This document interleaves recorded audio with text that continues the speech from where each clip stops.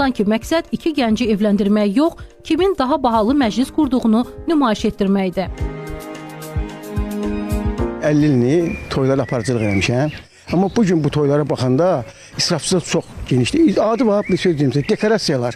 Düzürlər aşağıdan 3-cü mərtəbəyə kimi, özü bahalı dekorasiyalardır. Sonra gəlin gətirmə məsələsi var. Gəlin gətirmək üçün o qədər bəzirlər ki, onlar hamısı israfçılıq, hamısı vəsait gedir, pullar gedir.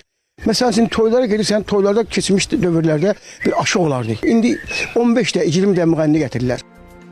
Ən böyük təzad masalardadır. Əvvəllər süfrəyə bərəkət rəmzi kimi baxılırdısa, indi masalar sanki nümayiş vitrinidir. Müxtəlif yemək çeşidləri, salatlar, desertlər, içkilər, amma bunların çoxuna heç əl dəymir. Stolun üstündə tam min cür əl basmağa yer yoxdur. Yemək gəlir, yeməyə qoya bilmirik stolun üstünə. Qabaq dədə baba, məsələn, toylar eləmişik də, biz kasaboz baş verirdilər, maraqlı. Göyərti, salatı ilə, çorbalı, dolması, belə şeylər verirdilər. İndi tam min cürə yemək verir, vallahi israfçılıqdır.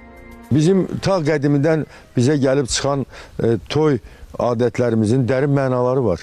Və bu mənaları biz yaşatmalıyıq. İzafi xərcləri aradan qaldırmaq üçün birinci növbədə ağsaqqallarımızın, ziyalılarımızın demək, təbliğatı lazımdır. Maarifləndirici məsələlər olmalıdır. Gənclərimiz ola bilsin ki, bunların mahiyyətini bilmirlər və hamı da bir-birinə baxır, bunu etməyə çalışır. Nə qədər sadə, nə qədər təmtəradan uzaq olsa, bir o qədər yaxşı. Sadəlik özü böyüklükdür, sadəlik özü mənalıdır.